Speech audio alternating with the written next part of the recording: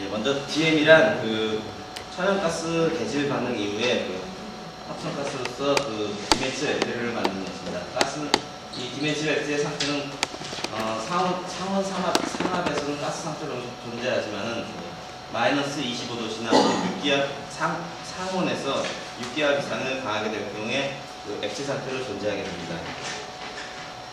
이와 같은 DM의 요구는 크게 그 네 가지를 저희가 보고 있는데요. 하나는 발전용, 두 번째 운동용, 민생용, 공업용 이 네 가지를 보고 있습니다. 발전용 같은 경우는 이제 발전 연료로서 그 사용하는 부분인데 저희 수요 예측은 이 가장 많을 것이라고 일단 생각되고요. 두 번째 운송용에 대해서는 한 10년 전부터 이 DME를 이용한 그 차량 개발에서 개발을 진행하고 있습니다. 독일이나 일본 등에서 진행하고 있고요. 다음에 이제 공업용 같은 경우는 이 화학 원료로서 사용하는 부분이고요. 민생용 부분에서는 현재 그 중국에서 LPG와 그 DME를 혼합해서 실제로 가정용에서 사용하고 있습니다. 저희가 보이는 그 파일럿 플랜트에 대한 그 개요도를 보여주겠습니다. 먼저 그 피드로 공급되는 부분은 크게 네 군데가 있는데요. 그 가장 상단에 산소와 이산화탄소, 천연가스, 스팀이 네 가지가 있습니다. 천연가스의 조성은 대략 그 메탄이 90%이고 나머지는 그 에탄, 프로판, 부탄 이와 같은 형태로 되어 있는데요. 그 리포머에 돌리기 위해서는 먼저 그 카본이 높은 부분을 그 메탄라이제이션을 시켜줍니다. 그래서 그 균일한 그 리포밍 조건을 맞추기 위해서 하는 부분이고요. 그래서 그 나온 리포머로부터 이 중에서 그 CO2는 제거시키고 다시 CO와 발생된 CO와 수소를 DME 반응기에 넣어서 프로덕트로 만들어내는 과정이 있습니다. 저희 가스공사에 설치되어 있는 50kg 파일럿 플랜트를 보여주겠습니다. 가장 왼쪽에 있는 부분이 합성가스 공정에 대한 부분이고요. 가운데 부분이 DME 파트에 대한 반응기 부분이고, 가장 오른쪽에 있는 것이 CO2를 흡수하고 이를 다시 피드로 공급하는 쇼트스탑에 대한 모습을 보여줍니다. 그러면 저희가 대상으로 보고 있는 것은 지금 현재 DME 반응기에 대한 부분이기 때문에 DME 보통 리액터 진행에서 열은 반응기를 디자인하기 위해서 가장 중요한 요소 중에 하나입니다. 열이 적게 발생되는 경우에서는 왼쪽 그림과 같이 반응기 전체를 촉매로 채우거나 아니면 열이 조금 더 발생될수록 여러 단으로서 구성하고 중간에 열을 제거한다든가, 조금 더 열이 많을 경우에 튜브 형태의 쉘앤 튜브 형태의 반응기를 구성하고, 쉘 형태에서는 냉각수를 흐르게 하고 냉각 매체를 흐르게 하고 내부로 가스가 흘러가게 하는 방법이 있고, 마지막으로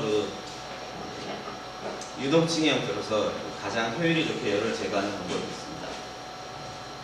저희가 대상으로 한 것은 세 번째인 튜브를 사용한 모델입니다.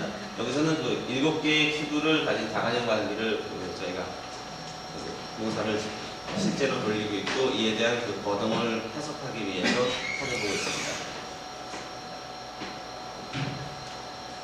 쉘앤 튜브 타입의 리액터에 대해서 모델을 찾아보면은 촉매가 없는 경우 열 전달 해석에 대한 것은 정형화되어 있습니다. 하지만 촉매가 들어가 있는 경우에서는 유체와 상대적으로 비교해서 촉매 자체에 높은 열 전도도 개수를 갖기 때문에 열 전달 개수의 변화가 많아서 정확한 개수 추정이 어렵습니다.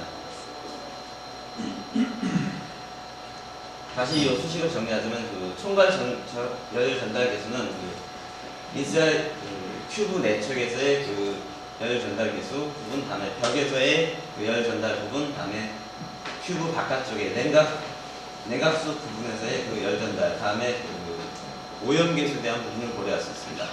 벽에 대한 부분은 이 튜브의 재질에 따라서 정해지고, 튜브 외관에 대해서는 저희가 냉각수를 일정한 속도로 흐르기 때문에 이 값을 구하는 것은 쉽습니다. 오염 개수인 경우도 저희 플랜트 디자인에서 할 때 제시되어 있기 때문에 이 값은 찾기도 쉬웠습니다.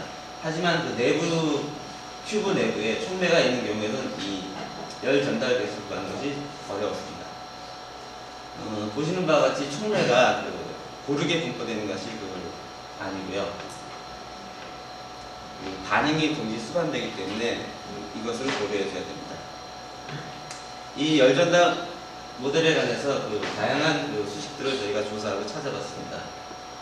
공탑인 경우는 콜본 방정식에서 촉매가 없는 경우에 대해서 실험식으로서 첫 번째와 같이 나타내고요. 그 외에 충진탑에 대한 모델에 대한 것으로서 레벤스필이나 중국에서 제시된 실험식, 그다음에 슈룬더에 의해서 이론적으로 제시된 실험식, 맥 아담스 책에 있는 충전탑 히트 트랜스퍼 히트 열전달에 대한 수식이 나와 있는 게 있고요. 마지막으로 독일의 딕슨 교수팀에 의해서 실험식과 이론식을 병행해서 개발한 식이 있습니다. 이와 같은 모델을 고찰을 해본 결과 계산의 용이성 부분에서는 가장 어려운 것이 딕슨 교수팀에 의해서 제시된 식이 가장 어려웠고요. 전체를 비교하자면 반응기 관련 면에서는 튜브의 반경이나 길이 등을 사용해서 이 모델식을 꾸몄는데 그 중에서 슈룬더식에서만 이 부분이 제외되어 있었고요. 다음에 유체에 관련된 변수를 저희가 고찰해 봤을 때 전체적으로 다 사용하는 유체의 열 전도를 사용하지만은 유체 내를 흐르는 선속도에서는 슈룬더식에서는 제외된 것으로 나왔습니다. 그 밖에 입자 관련 변수나 유도된 변수 부분이 있습니다만 이 부분은 생략하겠습니다. 이 여러 가지 모델식에서 열 전달 모델식을 바탕으로 열 전달 개수에 대한 값을 계산한 결과입니다. 보시면 아시겠지만 0.81에서 3.84까지 4.7까지 많은 열 전달 개수를 계산할 수 있었습니다.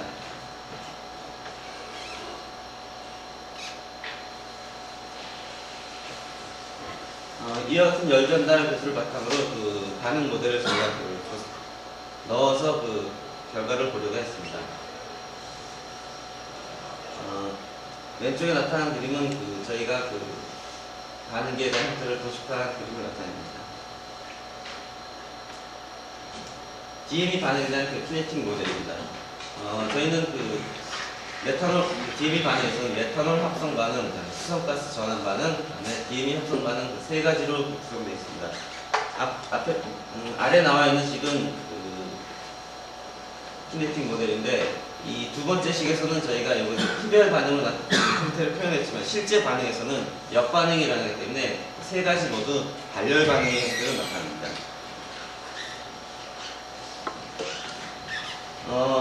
앞서 보여드린 키네틱 모델과 앞에서 계산한 열전달을 사용한 모델에서 두 개를 조합해서 저희가 모사를 진행했고요.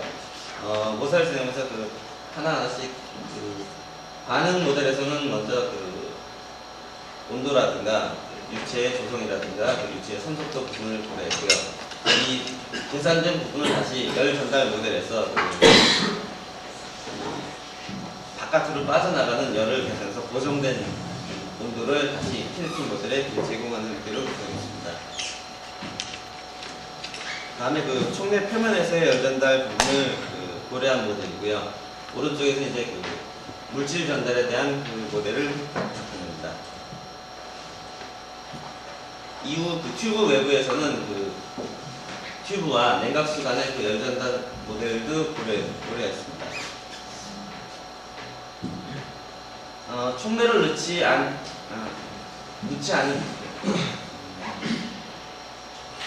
촉매를 넣었을 때 충전층 모델을 고려하지 않은 것을 사용한 반응 모사를 본 경우인데 이 경우 정상 설계 조건에서는 반응열과 냉각의 균형을 이루어서 약 70%의 CO가 컨버전돼서 DME가 나오는 것으로 나타났지만은 촉매를 활성도를 낮췄을 때 지나친 냉각 상태로 수율이 낮아진 것을 알 수 있습니다.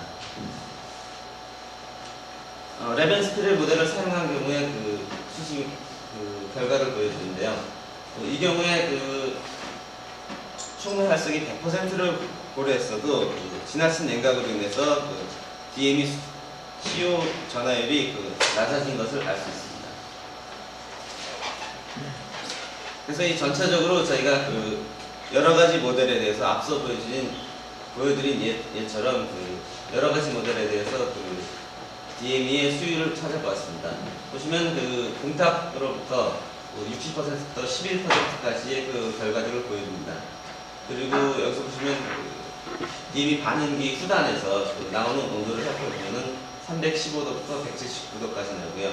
이 중 반응기 내부에서 그 가장 높은 온도를 살펴보면은 333도에서 280도까지 요거는 그렇게 큰 변화가 없다고 볼 수 있습니다. 이 여러 가지 모델을 살펴봤을 때 저희는 이제 딕슨 교수팀에 의한 개발된 모델을 적용하려고 합니다만 지금 현재 저희가 이론적으로 진행되고 실험에 대해서는 저희가 아직 진행을 못했기 때문에 이런 부분들은 좀 더 진행해야 되고요. 이 반응 해석을 저희가 할 때 키네틱 모델도 물론 중요합니다만 저희 같은 이제 튜브와 쉘을 이용한 그 반응기에서는 반드시 그 튜브 내부와 튜브 외부의 그 열 전달을 고려해서 그 반응 모델을 구성해야 됨을 알 수 있었습니다. 마지막으로 저희가 다시 한 번 더 말씀드리면 실제로 저희가 이것을 이론에 의해서 그 모델을 모사를 해본 것이고요. 실제로 이제 앞으로 더 할 일로는 열 전달에 대한 그 부분을 저희가 실험으로 진행하고 다음에 따로 그 키네틱 부분에 대해서도 버티나 카베르 리액터에 의해서 그 반응 모델에 대해서 조금 더 고찰을 해야 되는 부분이 있습니다. 그리고 이 두 가지 실험의 결과를 적용해서 앞서 말씀드린 열 전달과 키네틱 모델을 같이 병행해서 개발하는 부분을 해야 되고요. 저희가 지금 현재 돌리는 건 50km입니다만 향후 2년 뒤에는 데모 플랜트 건설을 하려고 예정되어 있습니다. 그래서 여기서 스케일업 할 때 저희 연구된 부분을 적용할 예정을 했습니다. 이상 발표를 마치겠습니다.